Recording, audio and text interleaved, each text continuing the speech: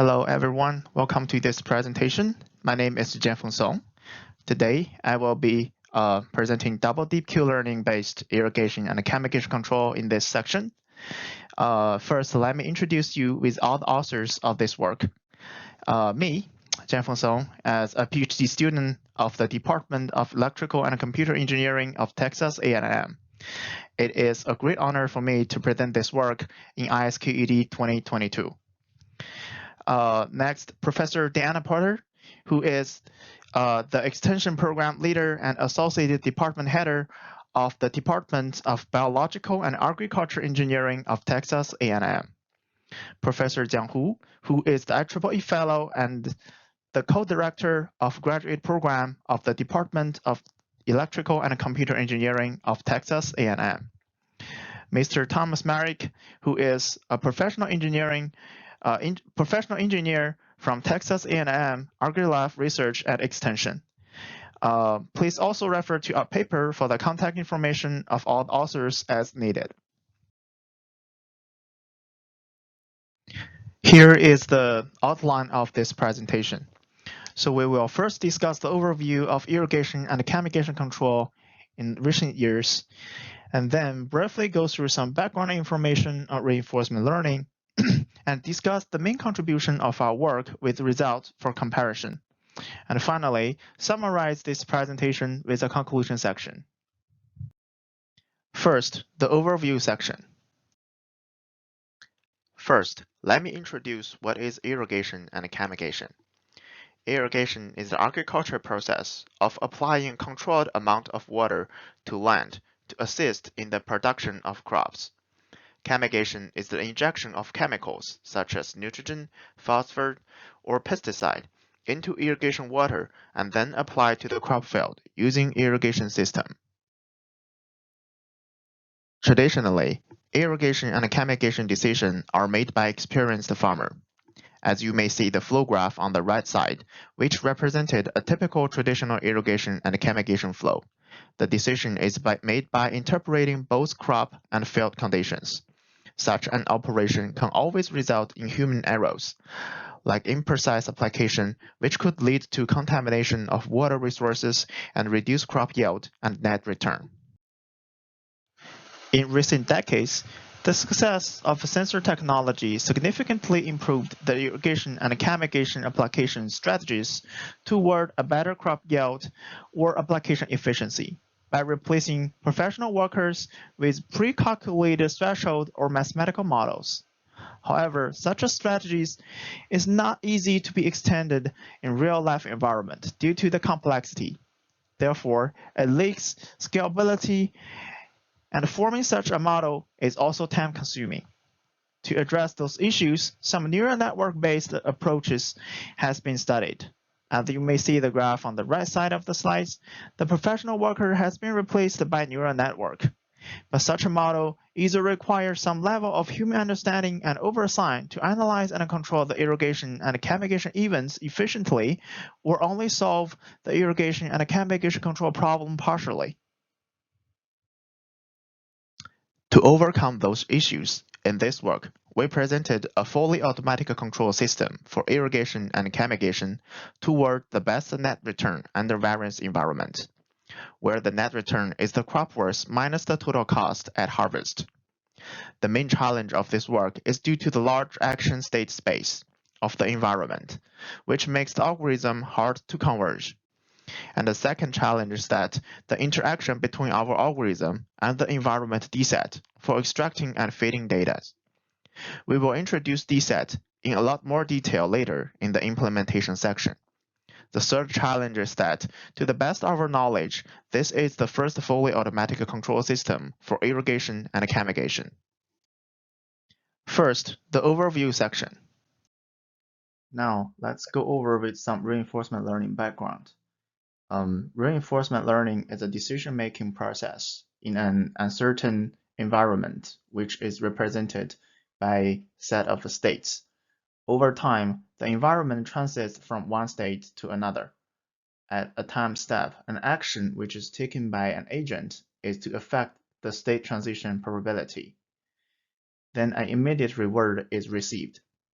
The goal of reinforcement learning is to train a policy that guides the agent to determine the action at each state towards the maximized long-term return, which is cumulative reward over time. In this work, we will use a famous reinforcement learning algorithm, Q function, to help us find the best solution. And in the next few slides, I will introduce you with 3 different approaches and compare their advantages and disadvantages. The first approach is Q-learning. Q-learning is a model-free reinforcement learning algorithm.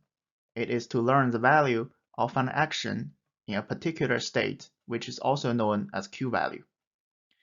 At the beginning, Q is initialized to an arbitrary value.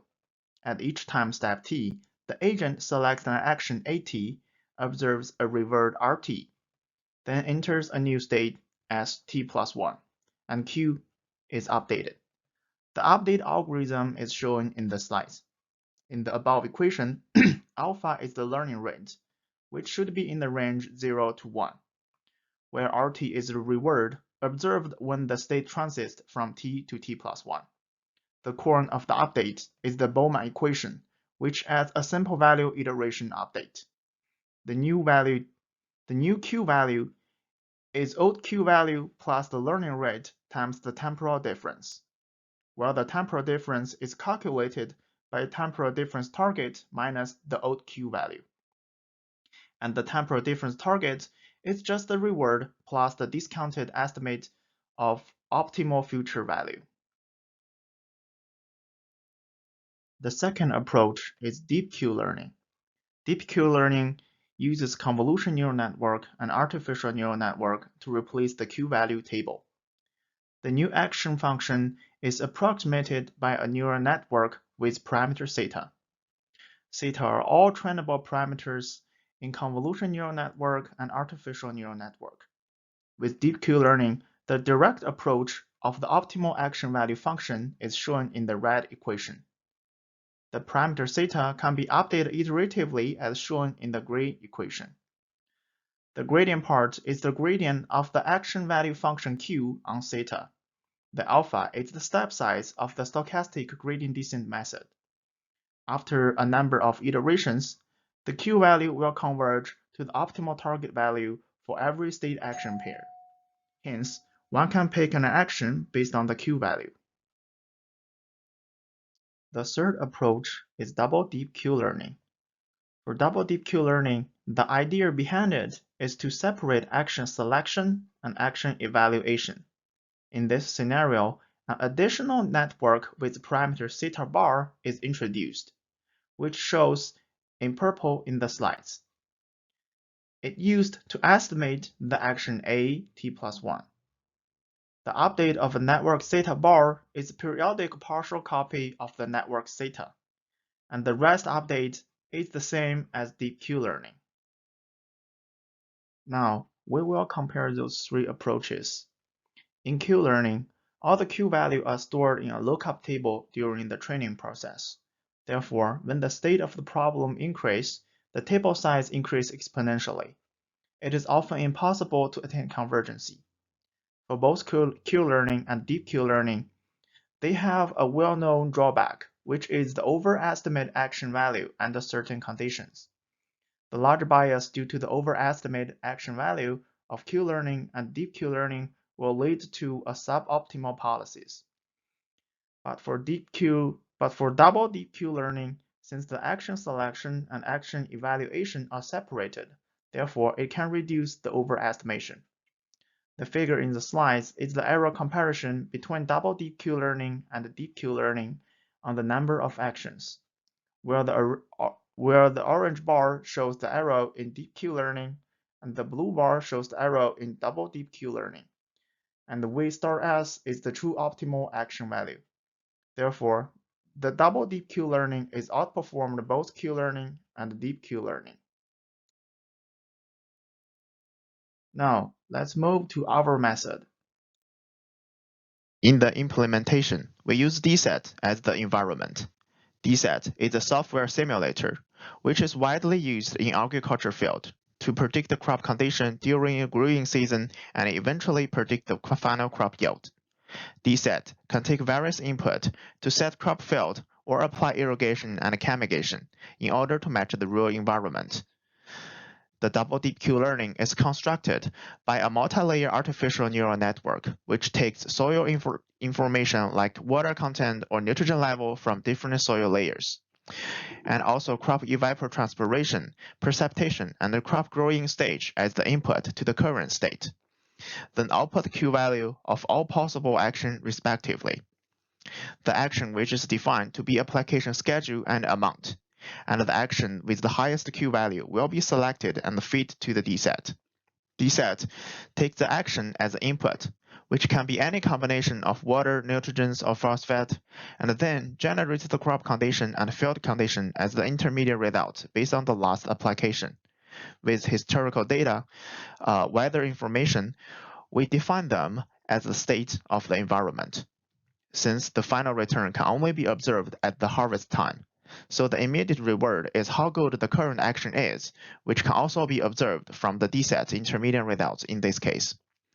The return is defined as the total crop worth at harvest minus the total cost of water and chemicals.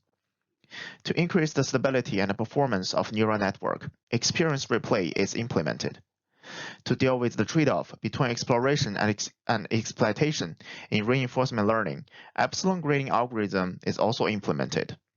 The flow graph of implementation is shown in the slides.